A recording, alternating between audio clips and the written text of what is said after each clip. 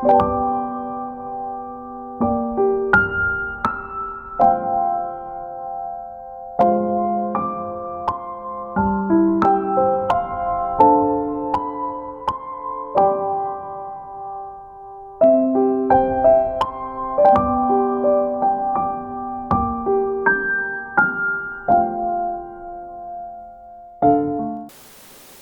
நூல் 22வது அதிகாரம் 12வது வசனம். அவர் பையன் மேல் கை வைக்காதே, அவனுக்கு எதுவும் செய்யாதே, உன் ஒரே மகனையும் எனக்கு பலியிட நீ தயங்கவில்லை என்பதிலிருந்து நீ கடவுளுக்கு அஞ்சுபவன் என்று இப்போது நான் அறிந்து கொண்டேன் என்றார். இப்பொழுது நான் அறிந்து கொண்டேன் என்றார். ஆண்டவருக்கு பயப்படுகிற மனிதன் தனக்கு பிரியமானதை ஆண்டவருக்கு ஒப்பு கொடுப்பான் என்று இந்த வசனம் நமக்கு அழகாக சொல்லிக் கொடுக்கிறது. ஆண்டவருக்கு பயந்து செய்யக்கூடிய ஒரு 10 காரியங்கள். ஆண்டவருக்கு பயந்தவன் வெளியரங்கமாக அவன் செய்வதில்லை. Price the Lord.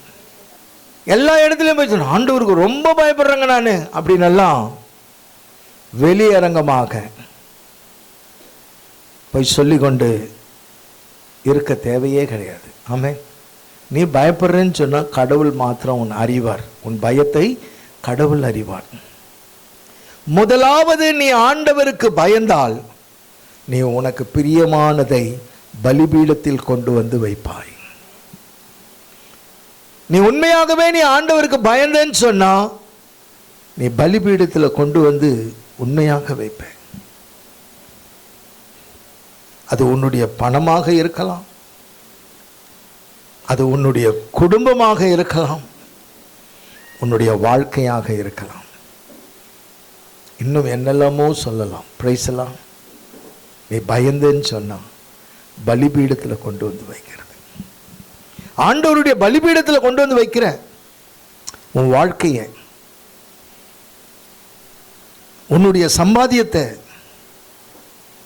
உன்னுடைய குடும்பத்தை நீ பலிபீடத்தில் கொண்டு வந்து வைக்கிற. ஆனால் இங்கே ஆபிரகாமினுடைய வாழ்க்கையை பார்க்கும்போது தன்னுடைய ஒரே பேரான மகன் என்றும் பாராமல் என்ன பண்ணாரு?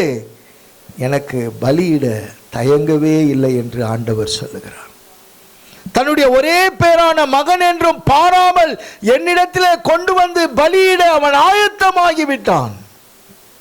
குழந்தையே இல்லாத காலங்க, குழந்தையே இல்லை ஆபிரகாமுக்கு. ஆண்டவர் குழந்தை கொடுக்குறாரு.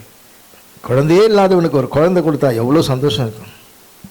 சரியான நேரத்தில் ஆண்டவர் கேட்குறாரு. என்ன கேட்குறாரு? 22:12. அவர் பையன் மேல் கை வைக்காதே, அவனுக்கு எதுவும் செய்யாதே, உன் ஒரே மகனையும் எனக்கு பலியிட நீ தயங்கவில்லை என்பதிலிருந்து நீ கடவுளுக்கு அஞ்சுபவன் என்று இப்போது நான் அறிந்து கொண்டேன் என்றார். சொல்ல பாரு, இப்போது நீ கடவுளுக்கு அஞ்சுபவன் என்று அறிந்து கொண்டேன். தன்னுடைய ஒரே பேரான மகனை அங்கே கொண்டு வந்து அங்கே வைக்கிறார் பலிபீடத்தில். நாம வைக்க முடியுமா பலிபீடத்தில்? நம்மளால அதை செய்ய முடியுமா? நம்மளால கொண்டு வந்து அந்த இடத்துல வைக்க முடியுமா? நம்ம எதையெல்லாமோ நேசிக்கிறோம். இந்த உலகத்தில் நிறைய விஷயங்களை நேசிக்கிறோம், நிறைய காரியங்கள் நம்ம இருதயத்தில் நேசிச்சுட்டே இருக்கிறோம். ஆனால் தன்னுடைய ஏக மகன், ஒரே மகன் என்றும் பாராமல் அவனை கொண்டு வந்து பலிபீடத்தில் வச்சான். அன்றைய காலகட்டத்திலே, அன்றைய சூழ்நிலையிலே ஆபிரகாம் அதிகமாக நேசித்த யாரு? தன்னுடைய மகனைத்தான். ஆமென். அதிகமாய் நேசித்தது தன்னுடைய மகனைத்தான் ஆபிரகாம். எத்தனை வருஷம் கழிச்சு அவனுக்கு ஒரு பிள்ளை பிறந்திருக்கு இல்லை? எத்தனையோ வருடங்கள் கிடைக்காத ஒரு பிள்ளை. அதுக்காக அவன் போற்றி புகழ்ந்து இல்லையா மகிமை செலுத்தி அழகாக வளர்த்து வந்தான். ஐயோ, எனக்கு இவ்வளோ வருஷம் நான் கேட்டு கேட்டு கேட்டு எனக்கு இப்பொழுது ஒரு அழகான ஒரு மகனை கொடுத்துருக்காரு. அந்த மகனை அவன் அந்த அளவுக்கு நேசித்தான், அந்த அளவுக்கு அவன் மேலே அன்பு வைத்திருந்தான். திடீர்னு ஆண்டவர் வந்து ஒரு நாள் சொல்லுகிறார், அவனை கொண்டு வந்து மோரியா மலையிலே பலியிடு என்கிறார். பலியிடு என்கிறான். அந்த வார்த்தையை கேட்ட உடனே அவன் உடனே புறப்பட்டு போகிறான். அவனுடைய மனைவி கிட்ட கூட சொல்லல, சாராள் கிட்ட கூட சொல்லல. அவன் ஆண்டவருடைய வார்த்தையை கேட்ட உடனே புறப்பட்டு போகிறான், தன் மகனை கூட்டிக் கொண்டு. இது எதை காண்பிக்கிறது? இது ஒரு பிரதிஷ்டையை காண்பிக்கிறது. நீ ஆண்டவருக்கு பயப்படுறேன்னு சொன்னா ஒரு அர்ப்பணிப்பு இருக்கணும். ஆமென். நீ ஆண்டவருக்கு பயப்படுறேன்னு சொல்லிக்கிட்டே நீ ஓடிக்கிட்டு இருக்கிறதுல ஒரு பிரயோஜனமும் கிடையாது. நல்லா புரிஞ்சுங்க தேவ பிள்ளைய. நீ உண்மையாகவே பயப்படுகிறேன்னு சொன்னா உன்னுடைய காரியங்களை ஆண்டவருடைய பலிபீடத்தில் கொண்டு வந்து நீ வைக்கணும். இதுதான் ஆண்டவருக்கு பயப்படுகிற ஒரு பயம். நமக்குண்டானதை கொண்டு வந்து பலிபீடத்தில் கொண்டு வந்து வைப்பதுதான் கடவுளிடத்தில் நாம் வைக்கிற பயம்.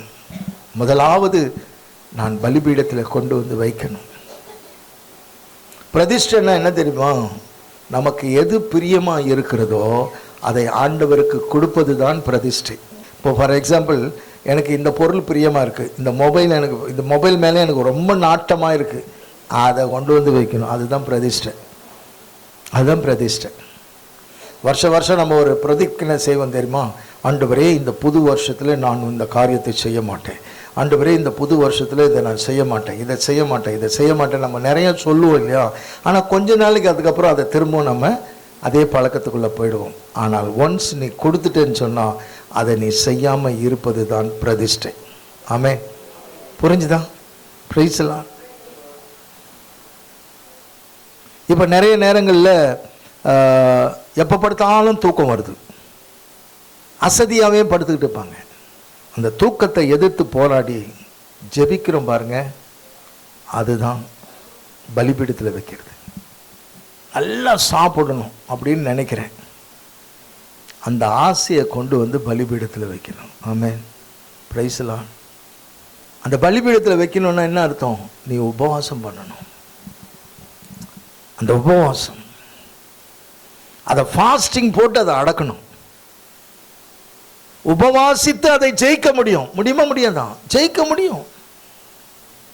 இதுதான் ஆண்டவருக்கு பயப்படுவது. சின்ன சின்ன காரியங்களை கூட நம்ம கிட்ட ஒட்டிக்கிட்டு இருக்கு இல்லையா? அந்த ஒட்டிக்கிட்டு இருக்கிற பொருளை வேண்டாம் ஆண்டவரேன்னு கொண்டு வந்து மேலே வைக்கிற பார்த்தீங்களா? அதுதான் பயம். Praise lord. இதுதான் ஆண்டவர். நான் ரட்சிக்கப்பட்ட பிறகு, கடவுளுக்குள்ளே வந்த பிறகு, எனக்கு இந்த முகமது ரஃபி பாட்டுன்னா ரொம்ப பிடிக்கும். ரஃபி சாங்ஸ்னா அவ்வளோ பிரியம். கிஷோர் குமார் பாட்டெல்லாம் ரொம்ப பிடிக்கும். ஹிந்தி சாங்ஸ் நிறையா. நான் கொஞ்ச நாள் அந்த பக்கத்தில் இருந்த ஆள் நான், அதனால் அதெல்லாம் எனக்கு கொஞ்சம் பிடிக்கும். அந்த மாஸ்டர் சிடி, அப்போல்லாம் சிடி இருந்தது இல்லையா?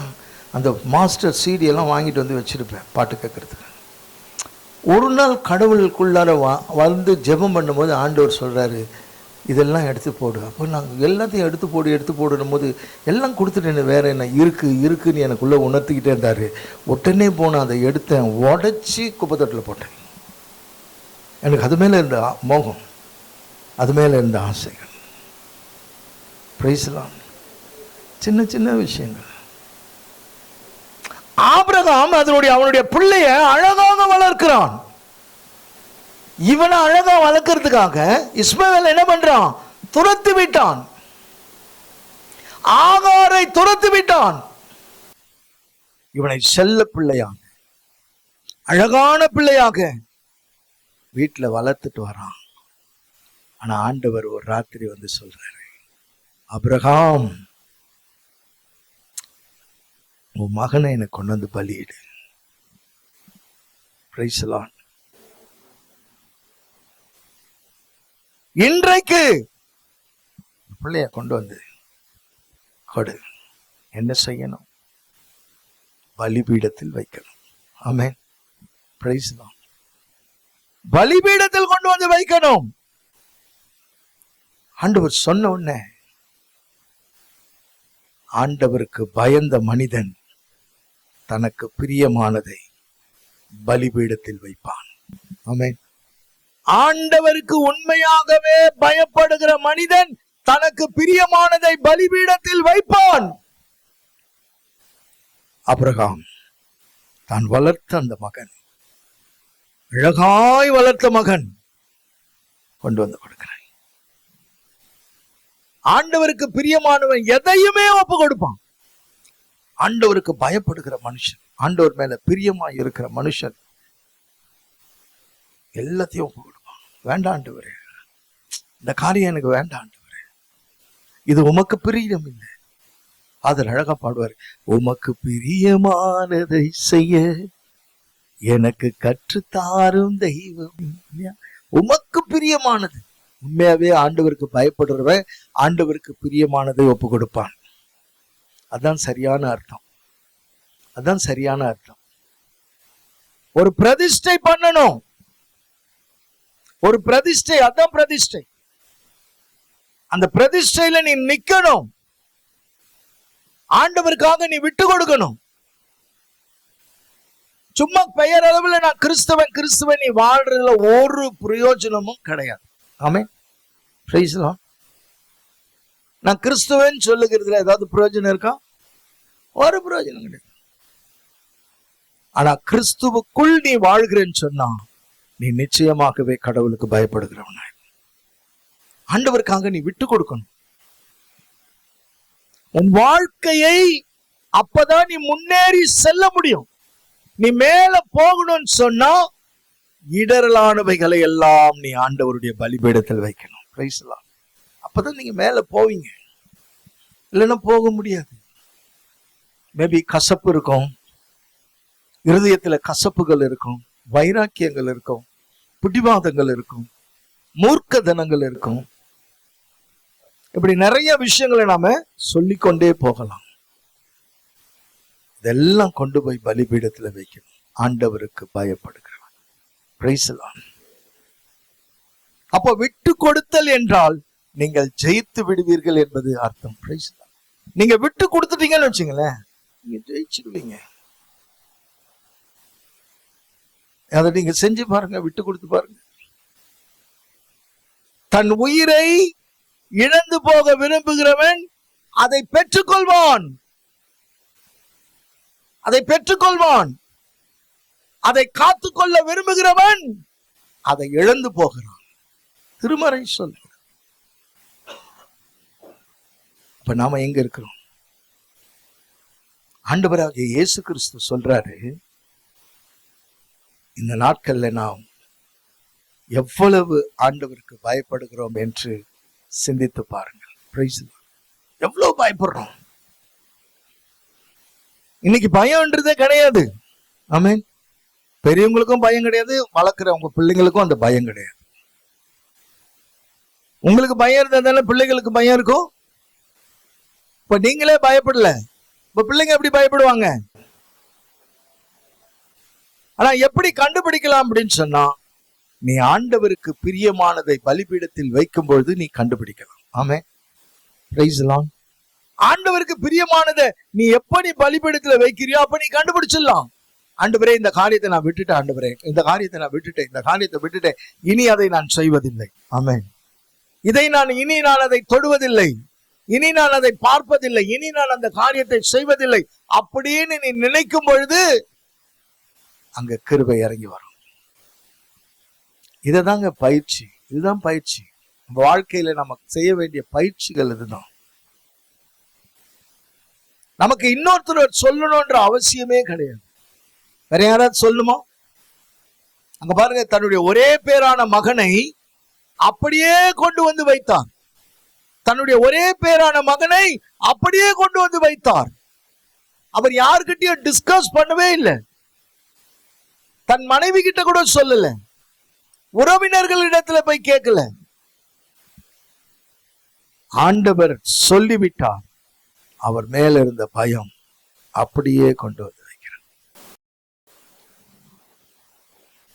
சிந்திச்சு பாருங்க. இப்ப நீங்களும் உங்க பிள்ளைகளும் ஒன்றாய் இருக்கும்படி ஆண்டவருக்கு முன்பாக பயப்படுங்க. ஆமென். இன்னைக்கு பிள்ளைங்களுக்கு அந்த பயமே இல்லை. கோயில்ல போனா பயம் கிடையாது. நீங்க சர்ச்ல போய் பாருங்க, நிறைய வாலிப பிள்ளைங்க எங்க இருக்கிறாங்க? பைக் ஸ்டாண்ட்ல இருப்பானுங்க, கார்ல உட்காந்துட்டு இருக்காங்க, அந்த பக்கத்துல நிப்பாங்க, இல்ல அவுட்ல நின்றுட்டு இருப்பாங்க, கேட்டு கிட்ட நின்றுட்டு இருப்பாங்க, வெளியில தான் சுத்திக்கிட்டு இருப்பாங்க. அவங்களுக்கு அந்த பயம் இல்லை.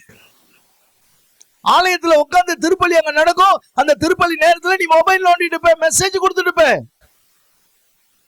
அப்போ உனக்கும் அந்த பலிபீடத்துக்கும் சம்பந்தம் இல்லாம நீ வாழ்ற. அப்போ பயம் இல்லை, கடவுள் இடத்துல பயம் இல்லை. அதனாலதான் உன் ஆசீர்வாதம் பிளாக் ஆகுது.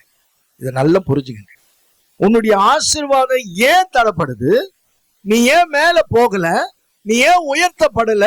அடுத்த லெவலுக்கு போகாம அங்கேயே ஒரு போராட்டம் நீ போராடிட்டு இருக்கிறேன்னு சொன்னா, பலிபீடத்துல கடவுள் நிக்கிறார். அந்த பலிபீடத்துக்கு முன்பாக நீ ஒரு மொபைலை வச்சுக்கிட்டு நீ அங்க மெசேஜையோ இல்ல வந்த மெசேஜுக்கு நீ பதிலோ கொடுக்கறன்னு சொன்னா 100% புல்பீட்ல இருந்து சொல்ற, யாரா இருந்தாலும் சரி, உன்னுடைய growth ஸ்டாப் ஆகும். எதையும் ஒப்பு கொடுக்கிறவன் தான் ஆண்டவருக்கு பயப்படுகிறவன். எதையும் ஒப்பு கொடுக்கிறவன் ஆண்டவர்கிட்ட நம்ம கமிட் பண்றது ரொம்ப ஈஸிங்க. சொல்லிட்டு போயிடலாம், ஆண்டவருக்கு நான் பயப்படுறேன், ஆண்டவருக்கு நான் பயப்படுறேன், ஆண்டவருக்கு நான் பயப்படுறேன். இப்படியே நீ சொல்லி சொல்லி சொல்லி சொல்லி அப்படியே ஓடிக்கிட்டு இருக்கிறவனுக்கு ஒரு பிரயோஜனமும் கிடையாது, அர்த்தமே இல்லை. ஆனா நீ சரியா கொண்டு வந்து பலிபீடத்துல வைக்கிறியா? உன் சொல்லு அதிகமான சொல்லு வருதா, அதை வந்து பலிபீடத்துல வைக்க. ஆண்டவர்கிட்ட சொல்ல, ஆண்டவரே என் வாயை கட்டுப்படுத்துங்க, என் வாய்க்கு பூட்டு போடுங்க, என் வாயை கண்ட்ரோல் பண்ணுங்க. இதெல்லாம் பலிபீடத்துல வைக்கணும். Number 1, price the Lord. ஆண்டவருக்கு பயப்படுகிறவன் தன் வாழ்க்கை, தன் குடும்பம் எல்லாவற்றையும், தன் குடும்பத்தையும் தன் பிள்ளைகளையும், நமக்கு இருக்கிற எல்லா பழக்க வழக்கங்களையும், தேவையில்லாத காரியத்தையும் பலிபீடத்துல வைப்பான். நம்பர் 1. 2வது, லேவியராகமம் 19:14 வாசிங்க. காது கேளாதோரை சபிக்காதே, பார்வையற்றோரை இடற செய்யாதே, உன் கடவுளுக்கு அஞ்சி நட, நான் ஆண்டவர். எப்படி அழகா சொல்ல பாருங்க.